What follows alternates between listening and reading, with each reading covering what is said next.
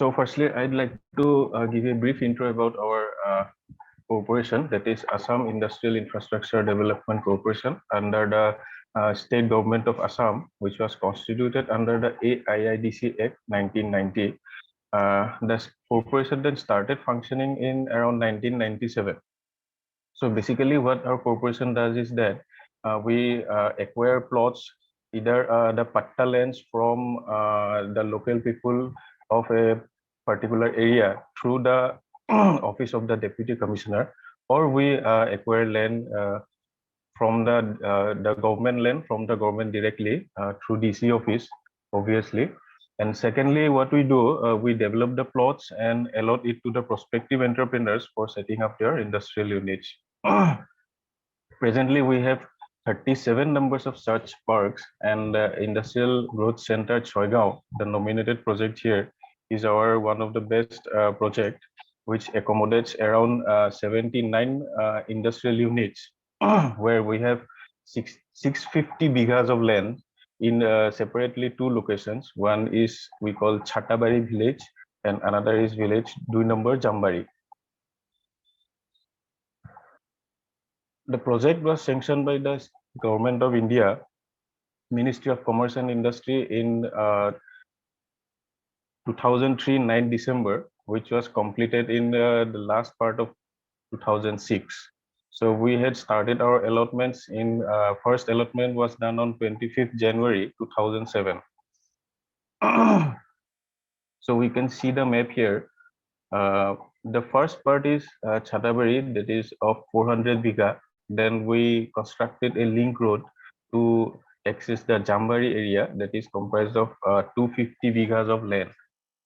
So we have around 43 industrial units in 400 bigha Chatabari land, and 36 units in the Jambari village area.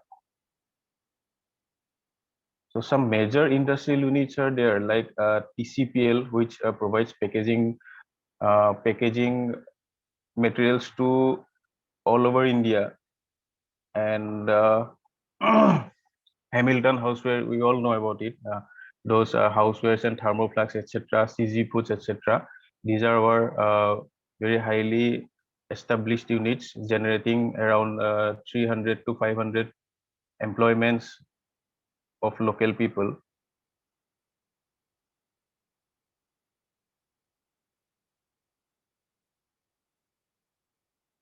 Next, we come to facilities provided in the park.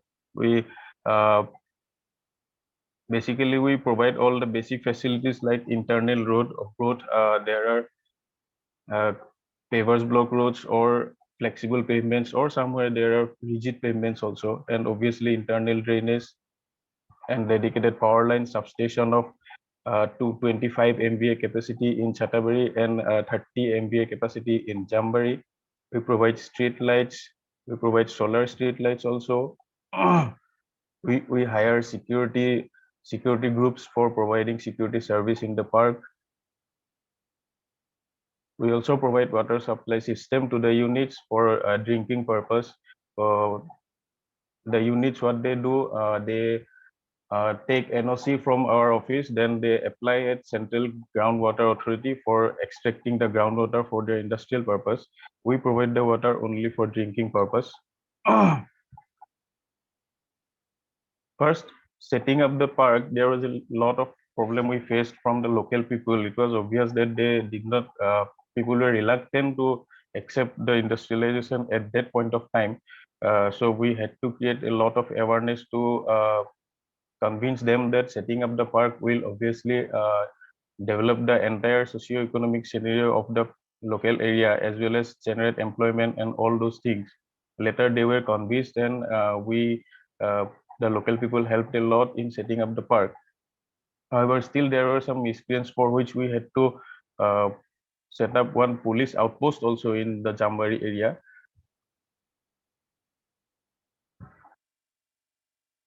So coming to that, I will talk about the allotment process. What we do at first, we directly allotted a plot to prospective entrepreneurs based on their application after evaluation through a meeting called allotment committee meeting of the corporation. Later on, demand of plot was very high, so what was decided that we will go for bidding of the plots on the base price on development charge, that is 1200 per square meter.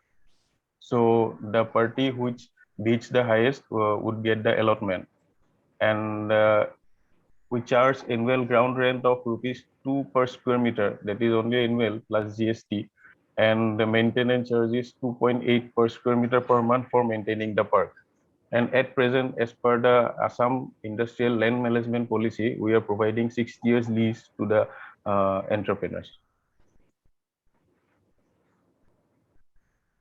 Coming to future aspects, the parks is almost saturated. We cannot meet the demand of new generation entrepreneurs. So we requested the Deputy Commissioner of his Kamrup to allot some lands, either government land or patta land.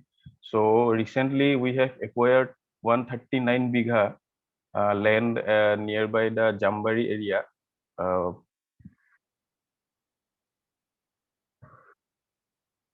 And another acquisition of 245 bigha land is under process for the expansion of the park. Construction work of the effluent treatment plant is also under process, and we are also planning to install the firefighting system at the park, like underground reservoir or fire brigade system, something like that. These are some photographs of the park. The main gate, this is the administrative building, the truck yard, the common utility building for canteen and conference, etc., the substation. These are the recently constructed internal roads and plantation along with the road. This is our overhead water tank. Thank you.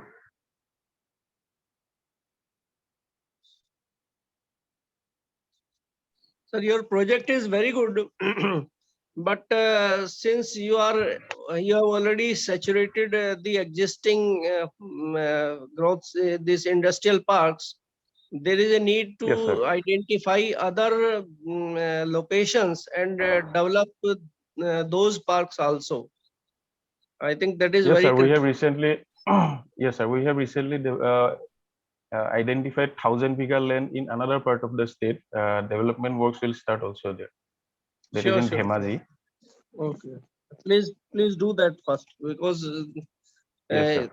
Assam is basically a gateway to the entire Northeast. Whatever happens in Assam, it is also eh, emulated by other states also. Okay, thank you, Yes, please. sir. Thank you, sir. Sir, you have started your industrial growth center in 2006. Yes, sir. So, is there any growth in GDP of the state with the help of this? Is there any remarkable achievement which the state has done by creating this growth center? Yes, sir. There is not any distinguished I can present here, but the units, those are all large units. They contribute a large amount of GST, and as per discussion held with her seniors, I came to know that around more than 10 crores of GST is contributed from the park in a 15 days of time. Okay, since you have applied for award, SKOCH award. So what is so Yes. innovative in this? This is a normal government activity that growth centers need to be created, and what is so special about this? Yes, sir. There is a unit, we have bamboo technology park. They treat the bamboos and they produce incense sticks that is of circular shape, which is not easily available in the market. So they capture the market throughout the country for supplying that incense sticks. And some other innovative units are also there, like one called Fabric Plus. What they do, they extract the fiber from the yarn, and they uh, they they produce the fabric that is called in muga in Assamese. That was done in unorganized manner, but now it is produced in a very organized manner, and lots of women entrepreneurs are getting employed to that. Okay, thank you. Thank you.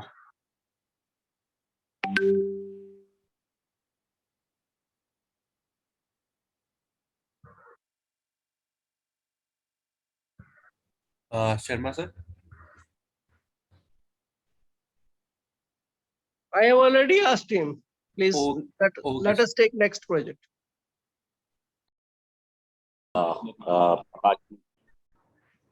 And the jury as well, the MD of SKOCH.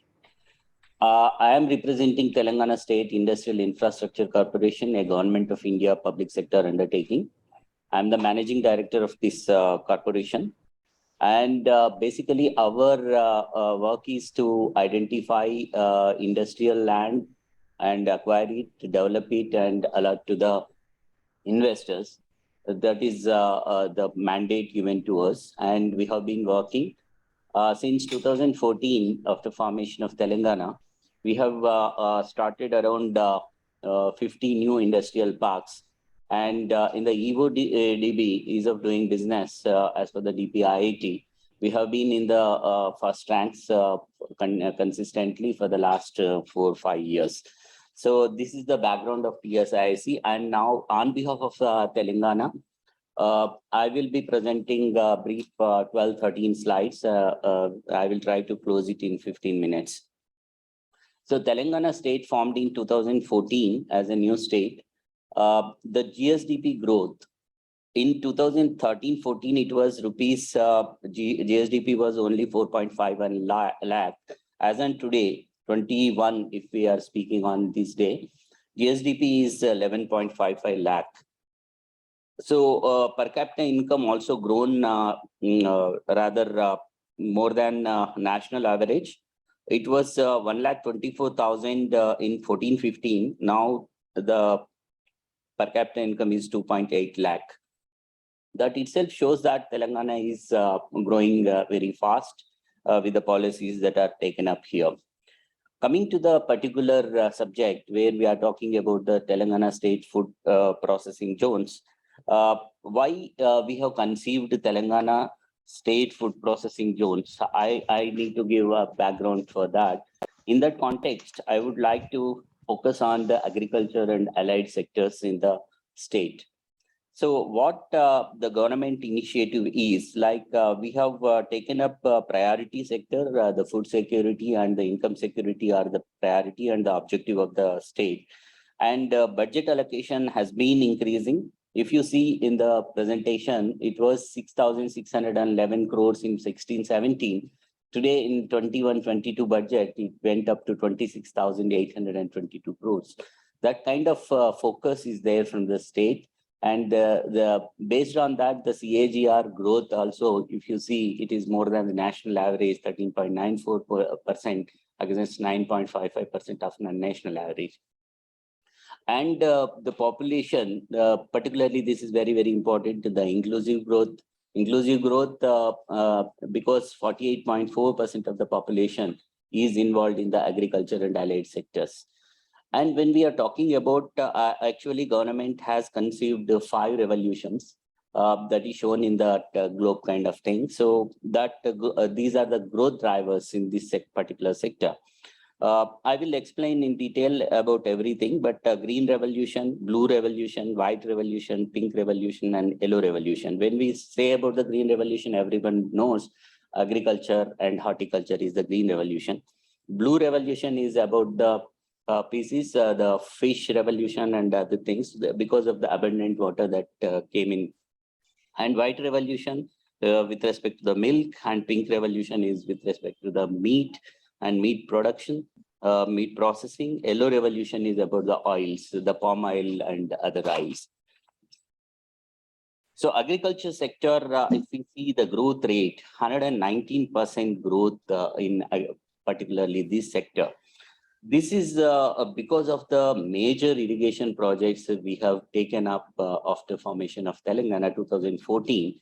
The biggest irrigation project, this was as per the National Geographic Channel, the Kaleshwaram irrigation project, lift irrigation project, is known as the world's largest multi-stage lift irrigation project. Even National Geographic Channel has identified this. If you Google out, you will get the world's largest. Sorry to disturb you, sir. You please concentrate on your main topic since you are Yes, having 10 minutes time. Yes. I'm just running through. I will go to the why I am giving this background is because this has given us Sir, the that is okay. The only thing is you are having 10 minutes time and you are having around 15 slides. So please Sure. concentrate on your subject. Definitely, Otherwise, we will not allow you to more than 10, 11 minutes. Got it. So the production of paddy and cotton are 378% to 61% growth is there, and the groundwater levels also gone up. That has increased the arable land. Horticulture also 304% increase from 15 to 21, and the horticulture production has also gone up by 101%. This has given the green revolution, and aquaculture, the blue revolution. If you take fisheries, because we have only the inland fisheries, and government is giving the fish seedling, and the increase in the production is 98%. Dairy and livestock, again, the milk production has seen a growth of 37%, and the per capita also gone up. Sheep production also gone up because we have a scheme called distribution of sheep to the concerned. Oil and oil palm, this year our target is 20 lakh acres of oil palm acreage newly added into that. That again seen the yellow revolution. Considering all these things, state has decided and envisaged that we should focus on the farmers' income and also going to the market. Next. Go back. So by promoting sustainable agriculture and also value addition of produce, farm to product is the concept. So whatever that increase that happened due to these 5 revolutions, now we have conceived and cabinet has approved to establish Telangana state food processing zones. Each zone will be about 20,000 acres. Already development has been started. And total direct employment expected is about 70,000 people and capital investment 15,000 crores. This is mainly because we are looking at value addition, thereby the produce that has come will also be marketed, and farmers will get the market. So these are basically the food processing zones are the industrial areas where export-oriented units can be established. These are the future-ready zones integrated with the infrastructure and common facilities and also tied up with the market. Total extent already, as I told, 10,628 acres is under development. Each food processing zone is developed in 200 to 1,000 acres. This is basically in the Government of India scheme, the mega food parks are only in 60 to 100 acres, but in the state, scale is very important, what we thought, and we have developed food processing zones in more than 200 acres and up to 1,000 acres.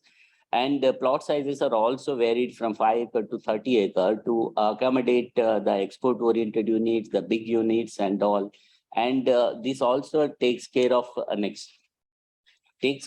lot of infrastructure thing. Not only the road network, reliable water supply, uninterrupted power supply for 24/7, green belts, buffer zones, and giving the effluent treatment, solid waste management, everything is conceived in this, and including the logistics, warehouse, and cold storage. Basically, if for the food processing, if we fail to look at the warehouse, cold storage, etc., and the processing that happens, the supply chain system can't be maintained, that is considered, and every aspect is looked into. And to encourage the ancillaries and the MSME sector, the inclusiveness, we have also factored the plug and play facilities. We are constructing on our own from the Industrial Infrastructure Corporation. The facility will be made available to the MSME and micro units as well. so that this entire inclusiveness will be there. So coming to the salient features, as I was explaining, all these are covered and the land is allotted. This is also very, very important at 50% of subsidy. Based on the development, the complete developed land is given at the 50% subsidy rates. And single window system is there. It is called TS-IPOS. One single application is enough, right from land allotment to the building plan approvals and the environmental clearance, CFE and CFO, everything is given on single platform that is called TS-IPOS.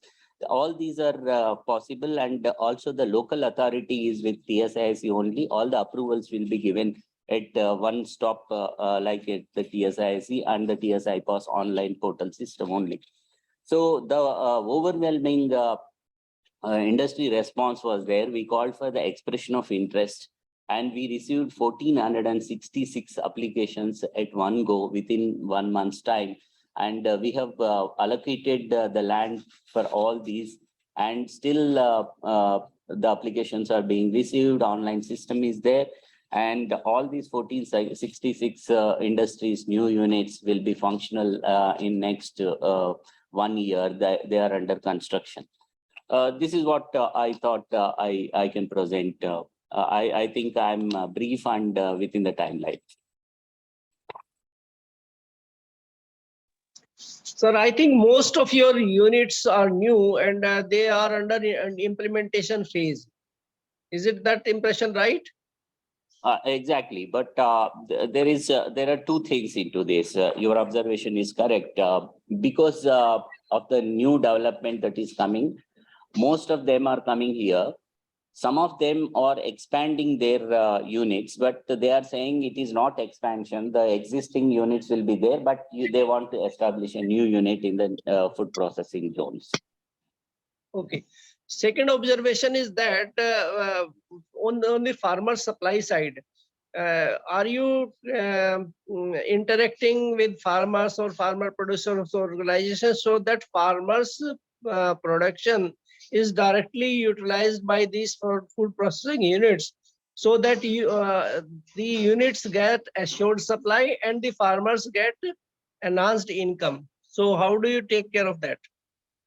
Yeah, a very good observation, sir. Actually, because the time was not that much, so I couldn't go into that. The backend and forward linkages are done. As you rightly pointed out, two systems are followed. One is through the farmers producer organizations, and another one is through the civil supply system. Most of them are, if you see, the rice mills, etc. are there. Primary agricultural cooperative societies are involved here. And the farmers producer organizations are also involved for the other commodities. Commodities like turmeric and chili, etc. They are routed through the farmer producer organizations, and even we have pitched in some areas the self-help groups. We have a strong self-help group system here. Village organizations are there. They are also involved in this.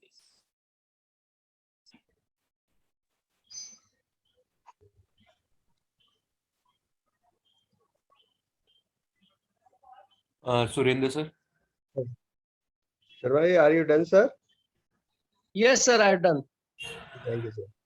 Sir, will you like to explain me what is the strategy or what is the help you are extending to the farmers for marketing of their products? Yes, sir. This is another very good observation, sir. Basically, the idea of establishing food processing zones itself is including the marketing place. We are also giving the drive platforms there, and we are also talking to the market forces where they will come and establish their offices as well. And the marketing can happen in the food processing zones only, not only the export, but also this one. And as I was mentioning, the logistics also included in this. In some of the strategic locations, we are also connecting with the railway connection, and we are going to have the ICD as well, integrated customs clearance as well. So already we are in touch with APEDA, we are in touch with the local marketing agencies, particularly in the milk chilling side. We have the MOU with Amul kind of big companies, and our own state-grown Vijaya Dairy is there, and a couple of other private players are also there. Coming to the fisheries, sir, this is one new area. We have NFDB on board, and we are working with them for establishing marketing places. So has your team identified the key products which you are going to focus on, and what is the innovative aspect in this? Yeah. Because the state is going to have very tough competition with the existing states who are already very aggressive in food processing and good marketing. Yes, sir. We know that challenge, sir. That's the reason what we have done. It is again a twofold strategy. One is to explore the existing market within the state, because so far we have been getting the products from outside. So we established one food processing society, exclusive agency from the government side, and appointed one director food processing. And having said this, the second strategy what we are looking at is creating market awareness and getting contacts with various companies. The most important aspect what we are looking at this point in time is to give processing instead of sending the raw material. Like in the cotton, sir, we are very rich. We have established one mega textile park, and we attracted a South Korean investor here. We have given Youngwon is the company, 300 acres we have given. So the cotton hitherto was going to other states. Now the spinning to the apparel, everything is going to happen in the mega textile park. And also Kitex is one company from Kerala. They are also coming in huge, and they are providing about 24,000 employment. So the package linkages, backward and forward linkages are well taken care of. And definitely there is a challenge, but we have identified how to go about it. Okay, thank you very much, sir. Thank you very much. Dear members, myself NM Sher from GetCo. I'm going to represent our project full-page substance Sevalia, which we have planned and I'm planning to commission in March 2023. Before going to main slides, I am thankful to SKOCH for considering GetCo project for discussion in the second phase of the award process. Before going to main slides, I'm just briefing about substations. Substations are important nodes of power transmission grid. Actually, the control and processing technology of substations has a direct impact on performance of the grid. So this technology are always in the area of focus and area of concern, and there is always a transition in technology. So as on date, substation technology is in transition phase. It is moving from wire to optical technology. Earlier 1980s, substations were hardwire from primary equipment level to bay level and bay level to system level. Slowly automation has started. Then bay level automation is already in place at present. So this is the present practice, but primary equipment level is as on date hardwire. Subsequently, technology has further evolved, and the primary equipment interface are also made through communication through automation, and whole substation is made automated with fiber optic communication. This is called the technology of Sevalia substation, which we consider. We will see the concept of the technology, how it works. On top of the site, it is a conventional substation. All the interface of primary equipment are hardwired to the control room. There are long cables in this type of substation. In case of substation of Sevalia, what we are discussing here, primary equipments are made intelligent by means of interfacing devices. For instrument transformer, we are using current emerging units. It is converting analog data into the high rate sample value at 80 sample per cycle. Then we are using switchgear control units for switchgears like breaker and isoter to transmit data in terms of goose message format. All the data are transmitted over the fiber optic network called process bus. And we have a complex communication network and high level time sync accuracy time sync network. So this type of concept is adopted in Sevalia. So this technology is a very highly automated substation. It's a high level of automation. What are the drivers towards transition to optical technology? to reduce life cycle cost, to improve O&M efficiency, to increase asset life, to reduce footprints, to build intelligent and flexible suppression, and concerns regarding retiring of skilled workforces. These are the drivers. Now, other pain areas are in conventional substation has a large civil footprint, so large control rooms and cable trenches. Physical complexity components are too much high to maintain and manage. Cabling in switch tons of cables are there. Wiring is clumsy. Wiring connections are thousands in the panel and cubicles. Each connections are point of failure if it doesn't work properly. Resource requirement very huge in terms of cost, time, and manpower. These leakage chances are always high. It lead to malfunctioning. Impact on availability is as testing of production system cause outage. It leads to availability loss. Then as a large suppressor large footprint, it has a higher environmental impact. Flexibility is also less because of the higher footprints of the suppressor. Safety concerns are there because live wires are coming to control room, and conversion of old suppressor is the biggest challenge due to old age assets. So these are some of the photographs of conventional system: large cable trenches, large cable vaults, then clumsy wiring inside the panel, and too much component and complexity in the panel. So these are the drivers for technology transition.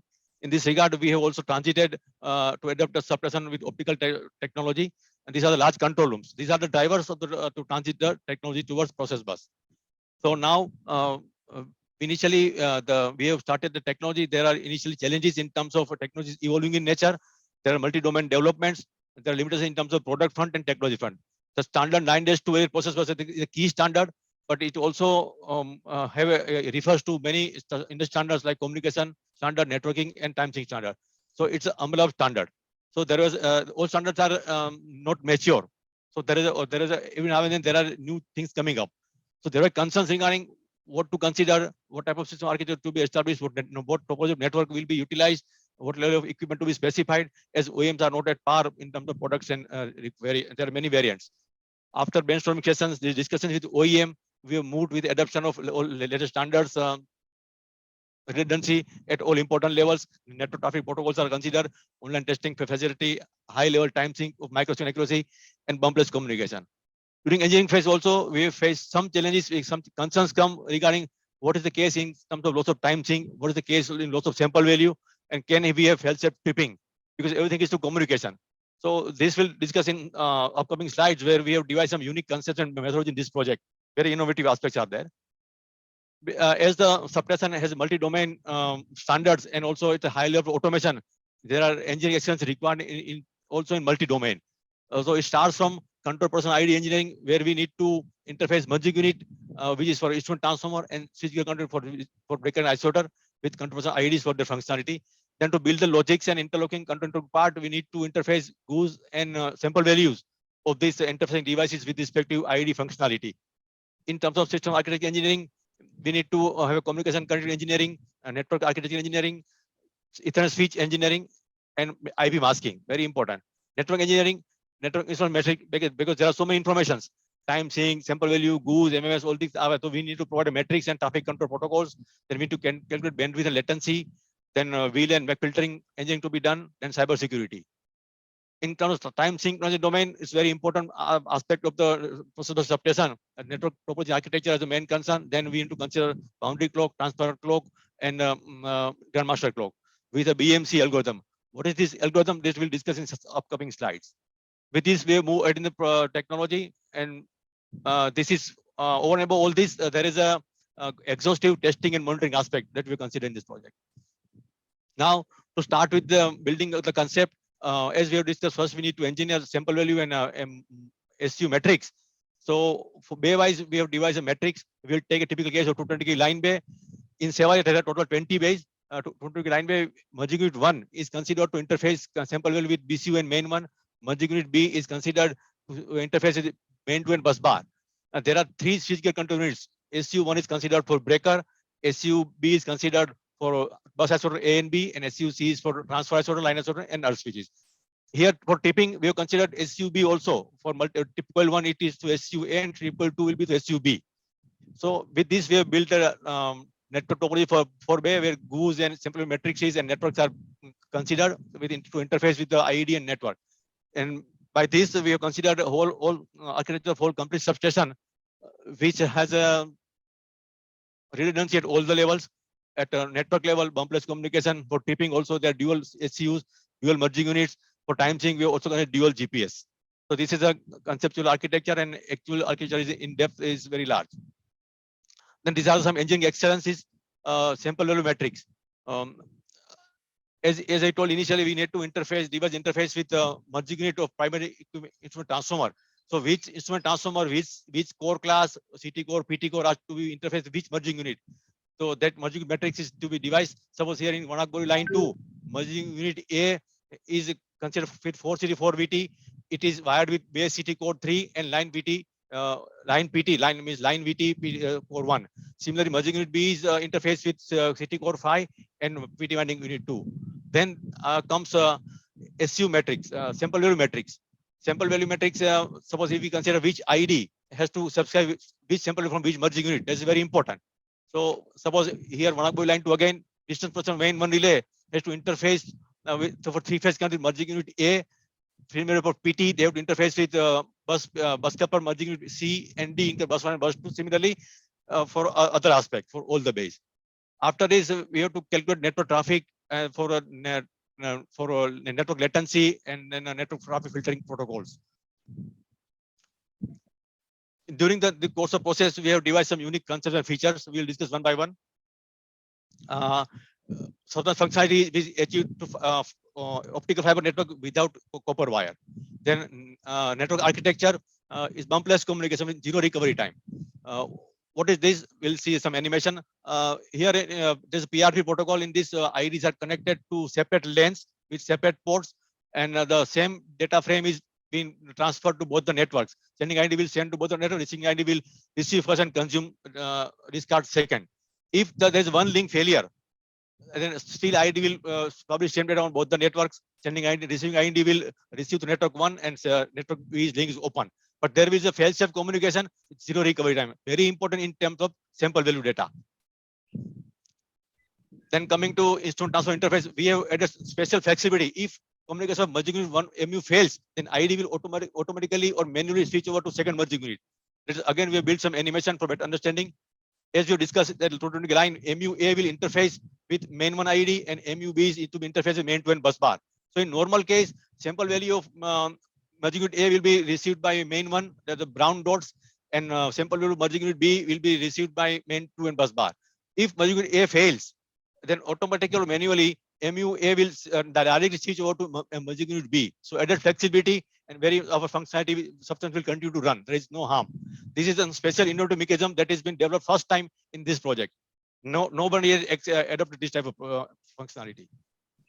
Then time sync again, various clock type, grandmaster clock, boundary clock, transfer clock, and BMCA algorithm. This best master clock algorithm is very important because in case of GPS is lost, then still the network, other clocks and a switch will decide the best clock in the network, and it will treat as a master clock, and all the clock will get synced with this. So even in case of GPS failure or network suppression will run.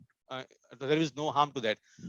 Special traffic management protocols like ether type filtering for GPS clock, MAC filtering for bus bar, VLAN for Gaussian sample values. For fail-safe tripping, it is very important. Other important aspect. What will happen in case of communication problem? Because everything is to communication. Normal case, when there is a fault, Protection ID will publish trip goose to switchgear control in the switchyard, and they will in turn interface with the breaker for giving trip command to trip buyers. So the trip goose is received and it will initiate the trip command.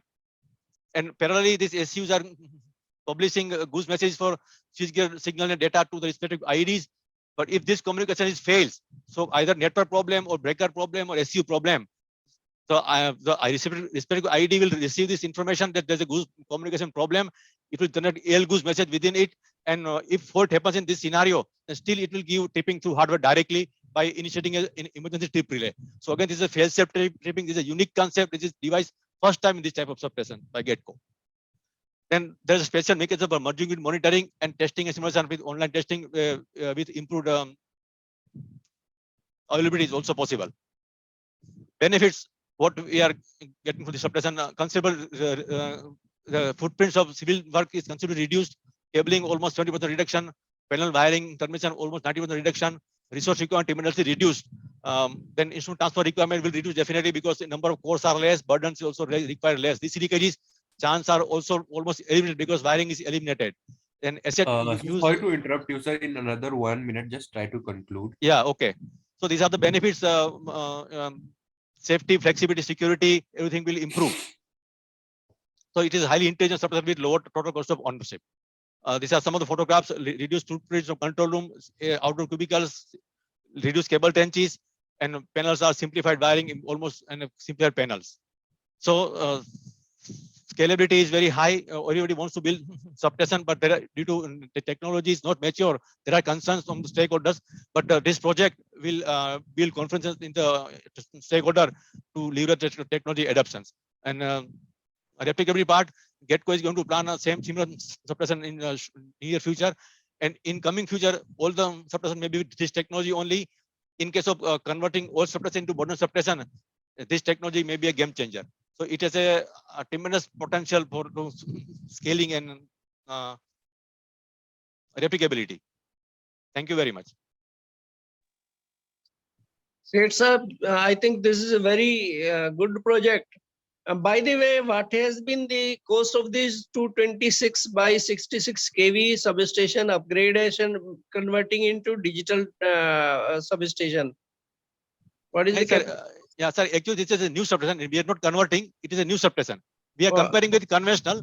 So, sir, its cost is around 23 crore except transformer, 20 to 23 crore except transformer, because generally we are providing transformer on our own. And so, it is overall cost of project is 8 par with other peer projects and with normal technology.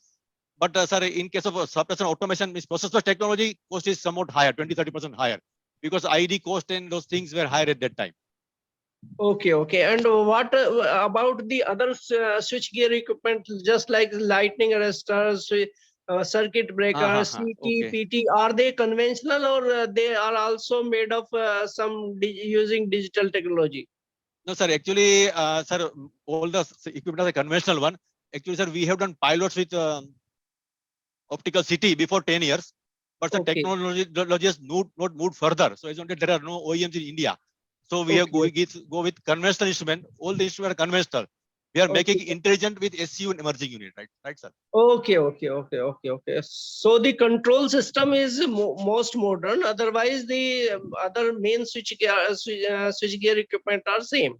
Yeah, sir. Primary sir is same. Secondary aspect has total change, right? Sure. And what about the transformer? The transformer is also same. The transformer we are using online monitoring devices like DGA, FO sensor that we are integrating in substation. Online monitoring systems are there. Oh, and these circuit breakers are SF6 or yes, sir. SF6 breakers spring mechanism. SF6 breaker is spring. Okay. Very good. For breaker part, actually, sir, for breaker part, we have additionally here added a function to monitor motor current, sprinkler motor current, SS special additionally for this project. Sure. Right, okay. Excellent work. Please go ahead. Thank you, sir. Thank you. Sir, as you have mentioned that for adopting better technology, some higher cost is involved. What is the status of manpower? Whether the manpower is reduced or the same manpower is employed? No, sir, actually, sir, in automation substation control is from for computer only, and we also adopt remote control. So, sir, with respect to conventional substation, we are manpower and operation part is reduced. Maintenance part will remain same, sir, but operation part is reduced as on date. Operation staff is suppose helper, DE, PO, and PO1.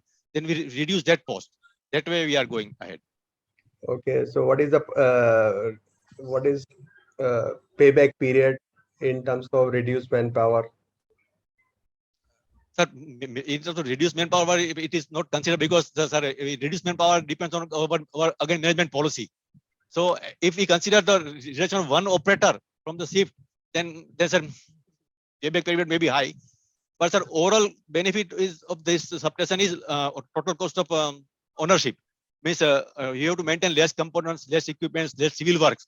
So initial cost may be high because technology is new.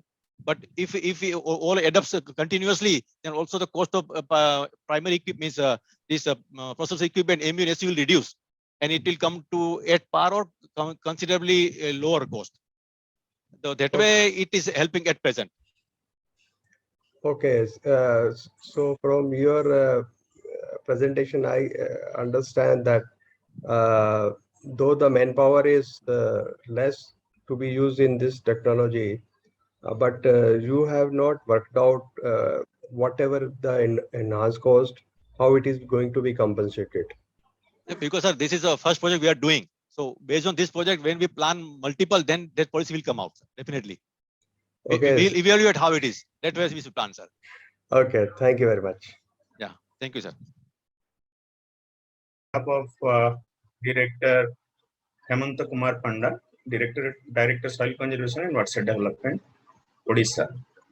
Our project is Farm Pond and Farm Pond Plus.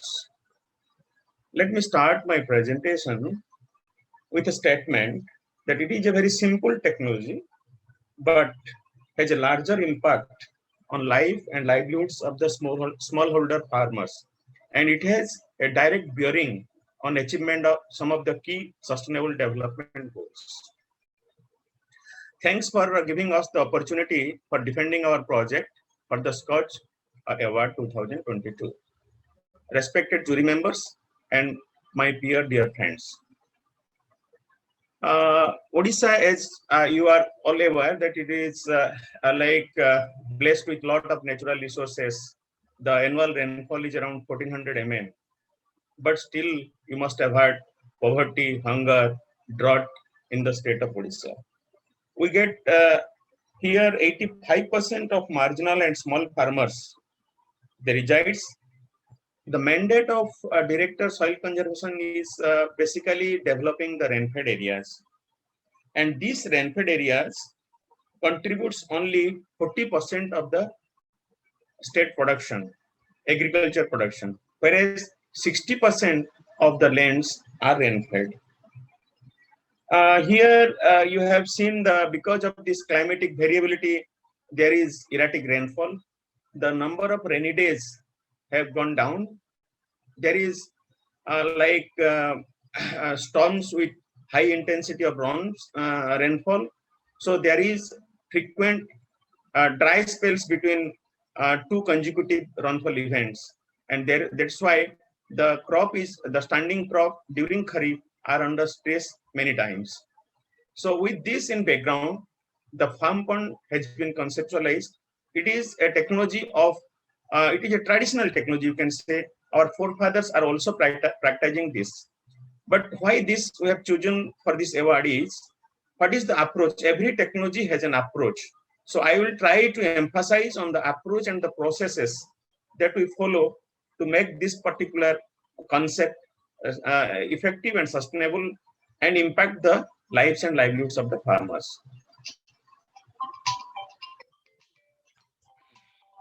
So first thing is that this farm pond technology,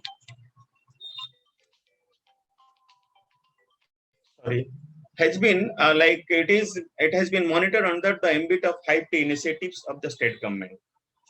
Here the 5T initiatives, we mean the transparency, the technology, time, then the teamwork and transformation. So this farm pond technology with farm pond plus approach has brought transformative changes in the lives of the smallholder farmers. So this scheme was conceptualized in 2019. So the guidelines was issued in 18th October 2019. The scheme says every willing farmer can have a farm pond, but you see the next phrase is and supervised by women self-help groups. So here, while implementing the farm pond, we are also empowering farm women, and the resources are converged from the MGNREGS, Mahatma Gandhi National Rural Employment Guarantee Schemes. So since 2019-20, this particular scheme is under implementation. And here the women SHGs, they act as supervisors. So they mobilize the women in the rural villages for giving them the number of days of works if they are the job card holders in a farm in the family. So there is women empowerment, and also the the household income has also gone up. So far, like 21,800 women SHGs have been involved, and they have earned around 13.50 crores of rupees. This is not the farm fund is not in isolation. It is not an, you can say, a standalone activity. It has been embedded into the watershed program. So we adopt a system approach. Here, because watershed is a hydrological unit, and we take lot of soil and moisture conservation measures within the watershed area, the farm pond like gets a cascading effect. It is more effective, it is sustainable, and like in the entire hydrological cycle, farm pond become is in the entire you can say in the chain. It is one of the link in the hydrological unit. Here the design also looked into, so that the farm pond harvest both surface runoff as well as the base flow. Sometimes we give an embankment if we need gravity irrigations, or also it is a dugout when we provide lift irrigations to the nearby farms. Also, while designing this particular farm pond, the embankment design is one of the important things that has to be looked at, because here in the embankment also, top of the embankment, the farmers are taking crops. So this is about the farm funds.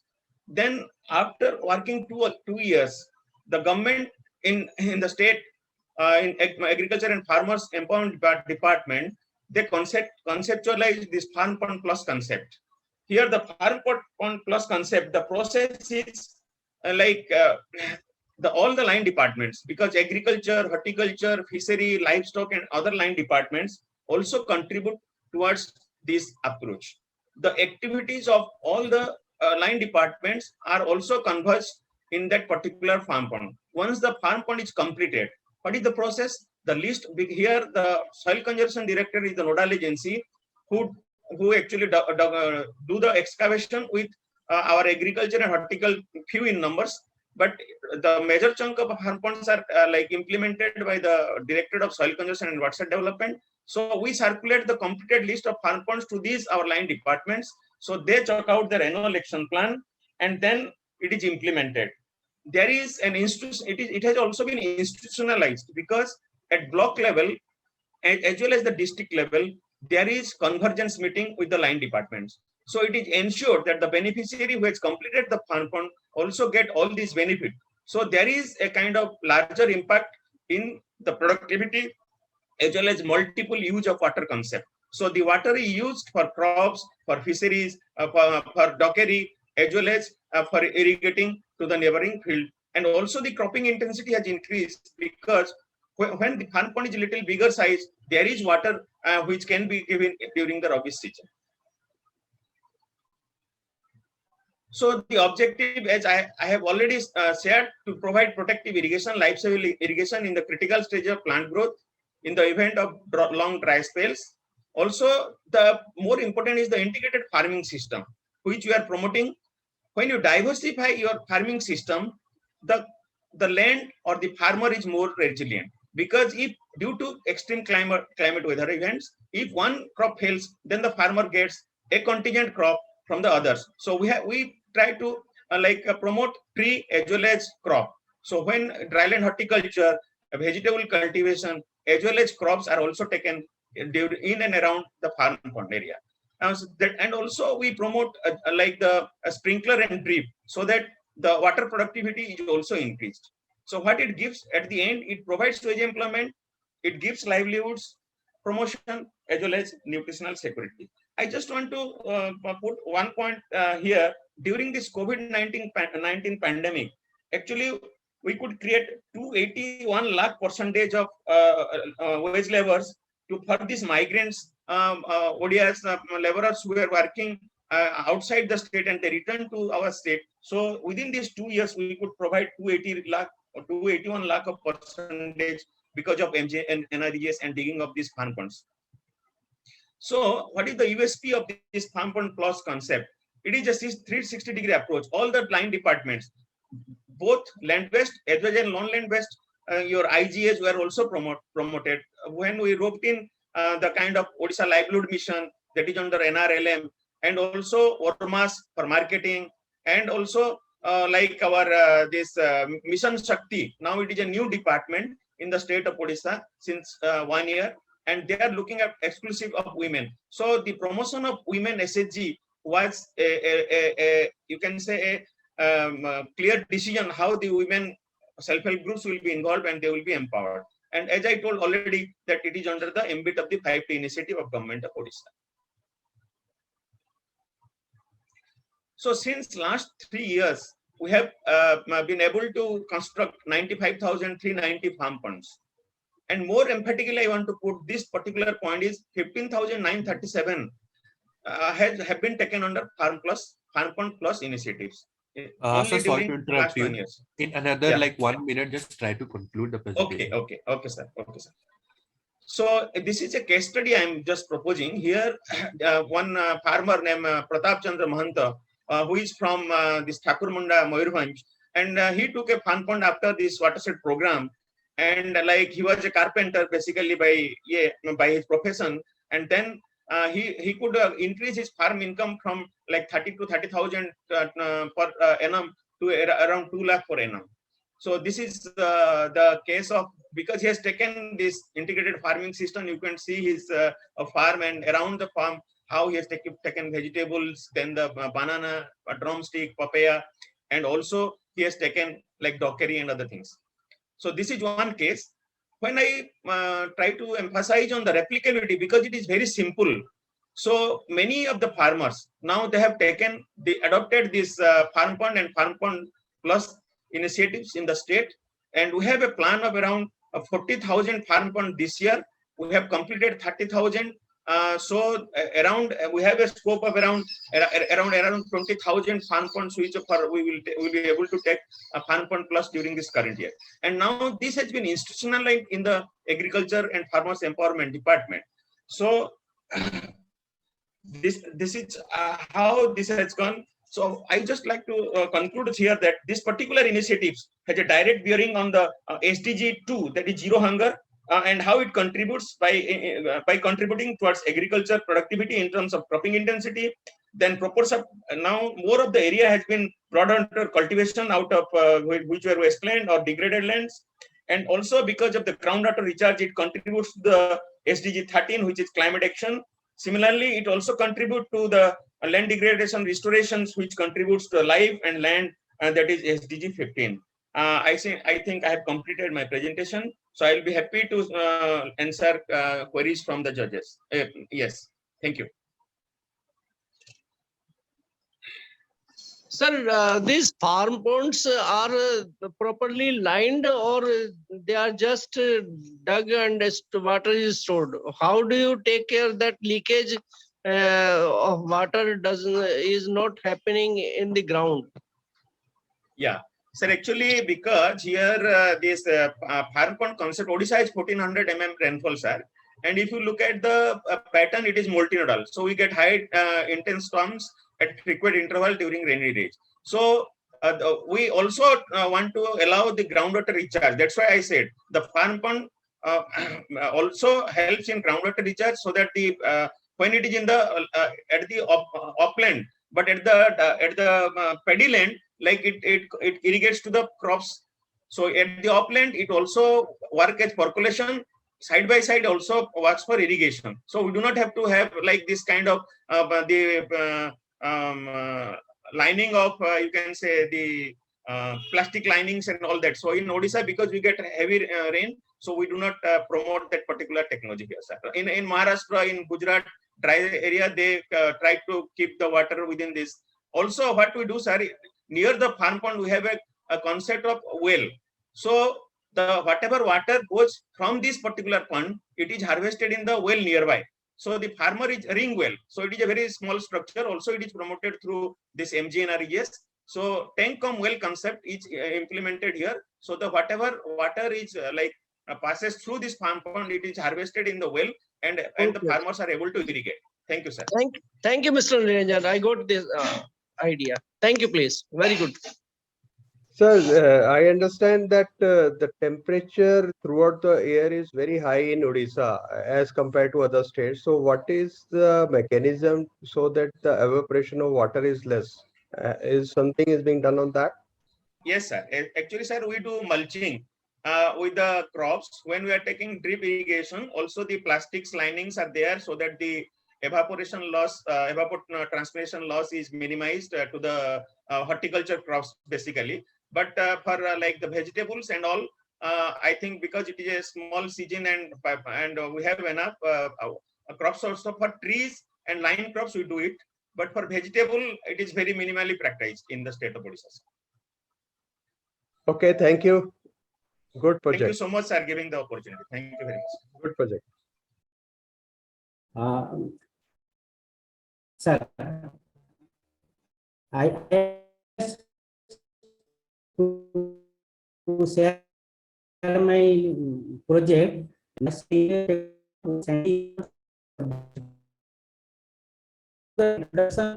project district under location is Baruni Ghat, Chaumuk block, and GP Chaumuk under Baleswar district. And the name of the activity it was taken during the year 2021-22 under the scheme MG Energies, and area of the plantation was CO plantation 30 hectares, and the total number of plants taken up for 8,000, and length to prevent the coast was 3 kilometers, width was 50 meters, and total expenditure was 44.2 lakhs, and percentage. Sir, coming to the background, Baleswar district is a coastal district of Odisha.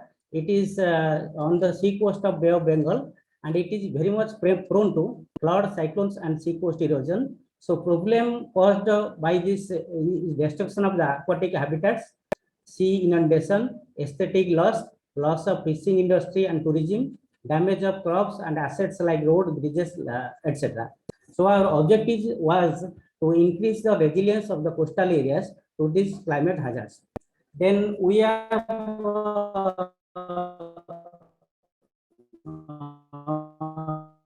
thought that heating solution was formation of a biosphere along the coast of Kaju Arena was executed under the scheme MG Energies, and it is a people's project by participatory approach. We have members and public approach. It is also related to NRM, natural resource management and environment protection and biodiversity preservation also. Then coming to the project, pre-project approach, we have first taken up SWOT, and there was public support and departmental expertise to take up the biosil plantation, and our witnesses was less staff to execute a far away project which is 60 kilometers away from our district headquarters. Then opportunity near us was there was a vast area for plantation and support of the district administration and volunteers and PRA members also.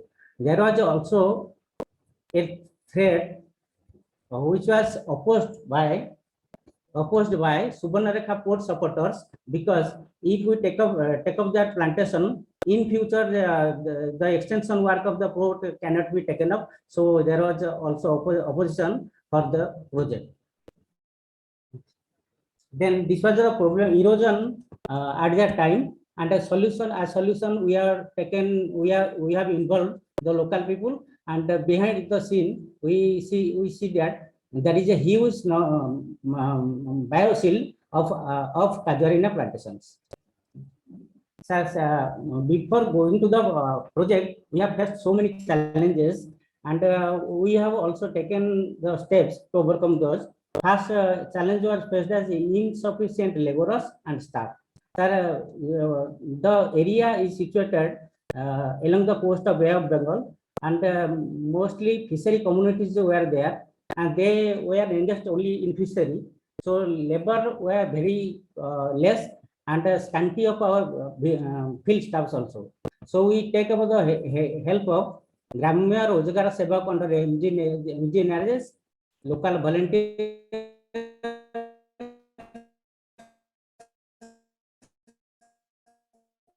and PRA members also. Then protest by Subarnaka port supporters and of the public to overcome that. And non-cooperative members were done to involve the local people to sort out this. Then during implementation, timely implementation was a challenge for us, and we take up proper planning and monitoring of the projects, frequent meetings to overcome that. And shortage of laborers during the paddy transplanting period, because paddy is a main crop there, and all the laborers during the Kharif season, during the planting season were engaged.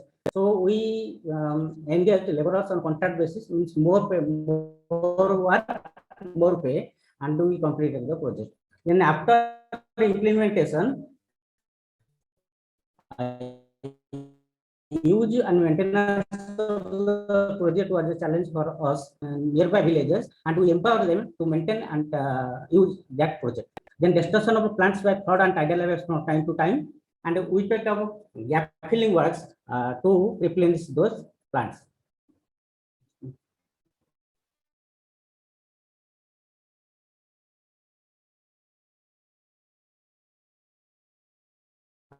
Sir.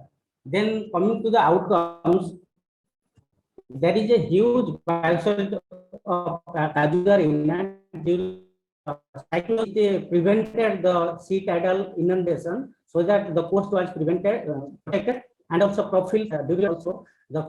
And after taking up the Kajuarina biosol plantation, we have also taken up a 5-hectare coconut plantation, which was a good avenue for tourism, and it attracts the tourism to this place now.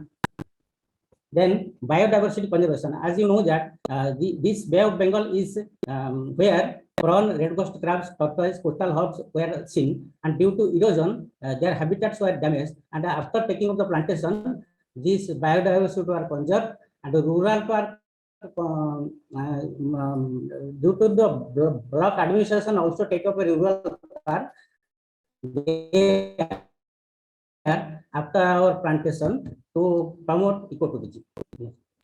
Then outcomes can be summarized now.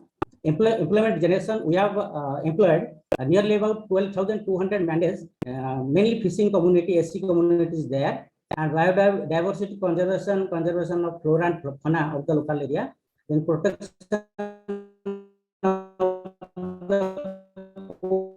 from cyclones like as the land capability, as this was a wasteland, and we have developed for the local people. Then fuel demand of the local people also met, because the local people now using the leaves, branches of the Kajuarina for the fuel. Then the replicability and future